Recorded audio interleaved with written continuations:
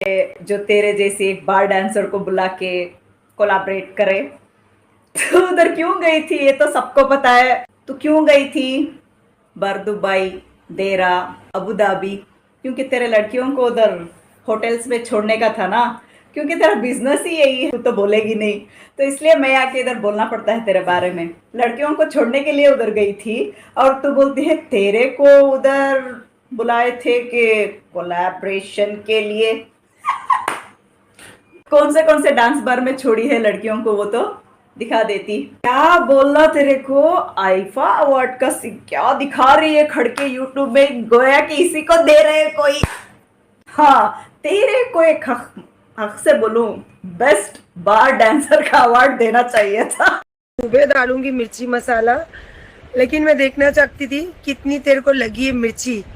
लौंगी मिर्ची लग चुकी है तेरे अंदर और उसकी भड़ास है ना, वो मुझे इधर दिख रही है और बहुत मजा आ रहा है। क्या धंधे वाली अक्का, तू धंधे वाली, तुझे मालूम है कि धंधे वाली लोग कैसे होते हैं। और क्या बोलती इंडियन, तू इम्पोर्टेड है ना, तभी तो दुबई सऊदी सब जगह पे मरा मरा के यहाँ पे इंडिया के लेके, सऊदी से दुबई से लेके आके यहाँ बैठे ली तू।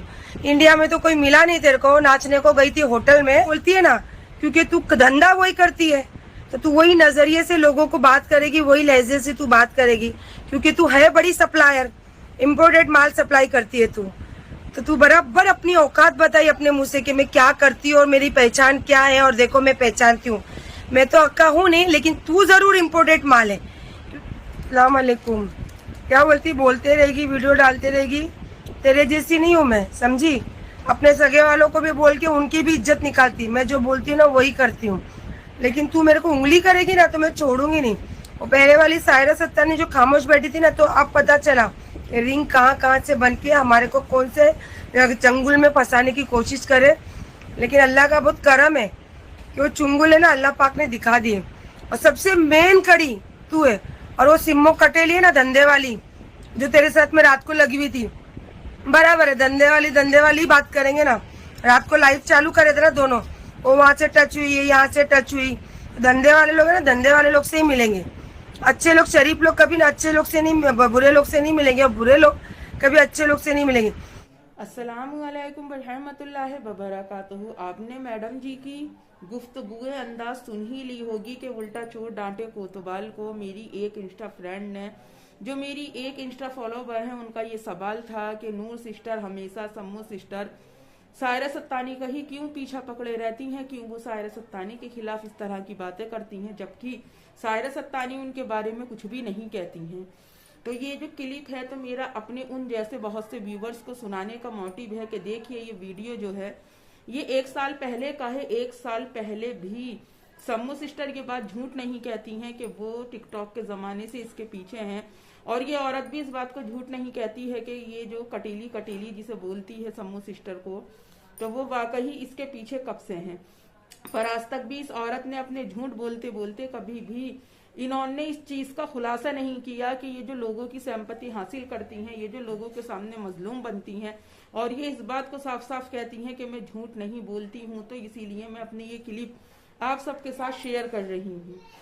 और देखिए अब अगली बात, सम्मू सिस्टर ने कहा है कि ये कोलाब्रेशन करने के लिए नहीं गई थी। तो फिर इसका मतलब जो सम्मू सिस्टर कह रही हैं कि ये लड़कियां सप्लाई करने के लिए गई थी और ये लड़कियों का जो है वो रैकेट चलाती हैं, तो क्या ये बात 100% सच है या फिर झूठ है। यहाँ पर मैं अपनी सम्मू सिस्टर से एक चीज की गुजारिश करना चाहूंगी कि सम्मू सिस्टर, अगर इसके लिए इसके इस तरह की इसकी इस हरकत के अगर आपके पास जो थोड़े से भी सबूत हैं, तो प्लीज वो जरूर शेयर करें, ताकि लोगों को इसकी सच्चाई का पता चले और लोग इस बात को जान सकें, इस बात को समझ सकें, जिनकी आंखों पर पट्टियां बंधी हुई हैं कि ये औरत अपने अंदर कितने झोल लेकर चलती है, ये औरत अपने अंदर कितने झूठ लेकर चलती है। अभी तक भी इस औरत ने इस बात का पता नहीं दिया कि ये दुबई क्यों पहुंची, ये अबू धाबी क्यों पहुंची, और ये दुबई और अबू धाबी जाने के पीछे इस औरत का मोटिव क्या था, ये औरत आखिर क्या चीज जाहिर करना चाहती थी। और जो लोग ये कहते हैं कि आप उनके ही हाथ धो के पीछे पड़ गई, तो मैं ये जानना चाहती हूँ इस क्लिप को देखने के बाद कि ये किसी के पीछे नहीं पड़ती, क्या ये किसी को गालियों से नहीं नवाजती, जो अपने सर पर पल्ला डालकर, जो अपने सर पर दुपट्टा रखने के बाद ये कहती हैं कि लोग इनकी गीबतें कर रहे हैं, लोग इनको गलत सलत बोल रहे हैं। तो मेरा उनसे ये सवाल है कि क्या इन्होंने कभी किसी को गलत नहीं बोला, क्या इन्होंने कभी किसी को बदनाम करने की कोशिश नहीं की? और जब ये इतनी ही सच्ची हैं और ये जब सब बात को जानती हैं, ये सब बात को पहचान भी रही हैं, तो फिर ये इतना बड़ा झूठ पब्लिक से क्यों बोल के गई कि मुझे क्लब के लिए जाना है, मैं वहां की, ऐसा लग रहा था इस साल की जो है एम्बेसडर यही बन रही हैं।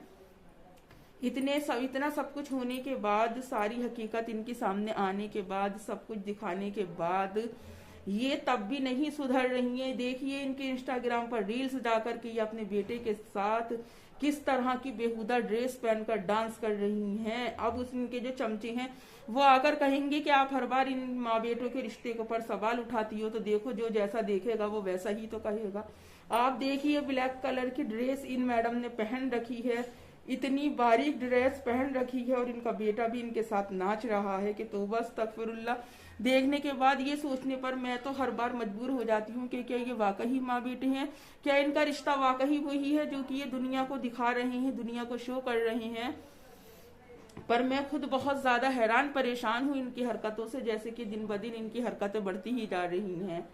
दूसरे का कर्जा अपने सीने पर रखने के बाद, दूसरे का बोझ अपने सीने पर रखने के बाद ये औरत कैसे इतनी टेंशन फ्री रह सकती है?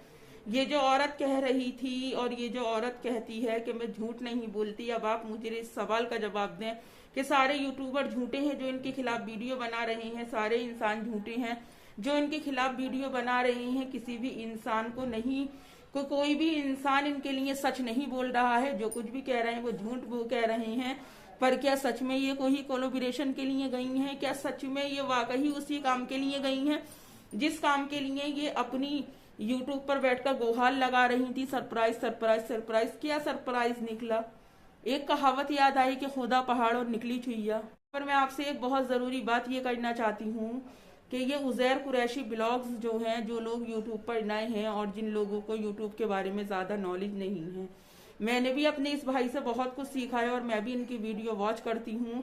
इसीलिए मेरी आपसे गुजारिश है कि अगर यूट्यूब का आपका कोई भी मसला हो और आपको कोई बात समझ में ना आती हो, तो इनकी जो ये मैंने आईडी आपके साथ टैग की है, इनका चैनल जो मैं आपके साथ टैग कर रही हूँ, प्लीज एक बार इस चैनल का विजिट करें। आपको बहुत कुछ सीखने और समझने के लिए मिलेगा। और जो लोग ये कहते हैं कि सायरा का पीछा क्यों पकड़े रहती हो, सायरा का पीछा छोड़ दो, तो मैं आपसे ये सवाल करना चाहती हूँ, आप भी माएँ होंगी, आपकी भी कोई औलाद होगी। अगर आपकी औलाद फिलहाल नहीं है तो इन फ्यूचर आपके औलाद होगी, इन फ्यूचर आप भी किसी के घर की बहू बनेंगी, आप भी फिलहाल किसी की बेटी हैं। क्या बहू बेटियों को, मायों को इस तरह की ड्रेस पहनने के शोभा देता है? क्या इस तरह की हरकतें करना शोभा देता है? क्या इंसान को यही बात सिखाता है? देखिए अपने उन 15 लाख रुपयों के लिए इस औरत ने अपने हस्बैंड को फंसा दी, रेहाना खान बॉस का। इस औरत ने दिवाला निकाल दिया और अपने आप जाती है अबू धाबी कोलैबोरेशन के लिए। ये सबसे बड़ा झूठ इस औरत ने यहाँ पर बोला कि ये कोलैबोरेशन के लिए अबू धाबी गई है। वो कौन से बेवकूफ लोग हैं, वो कौन से बेवकूफ इंसान हैं जो कि इन्हें अबू धाबी के लिए बुला रहे हैं? और मैं इनसे ये सवाल ये करना चाहती हूँ कि इतने लंबे लंबे नेल्स के साथ क्या आज इन्होंने जुम्मा था, जुम्मे के दिन की नमाज अदा की है? क्या इन्होंने जुम्मे का एहतमाम किया है? जिस तरह से ये सिर पे यूं करके दुपट्टा रखकर आ जाती हैं और ये अपने घर में खड़े होकर कहती हैं वो आज तो जुम्मा है। मर्द लोगों को कपड़े देने के लिए बहुत काम होते हैं, उन्हें कपड़े भी दिए जाते हैं। जुम्मे के दिन तो हर घर में तैयारी होती है, ईद का सा समा होता है। तो मैं इनसे सवाल करना चाहती हूँ कि इस होटल में इन्होंने अपने जुम्मे के दिन वाली ईद मनाई या फिर बड़े बड़े नेल्स लगाकर, बड़े बड़े नाखून लगाकर ये इसी तरह गफलत की जिंदगी अपनी बसर कर रही हैं, गफलत की जिंदगी अपनी गुजार रही हैं।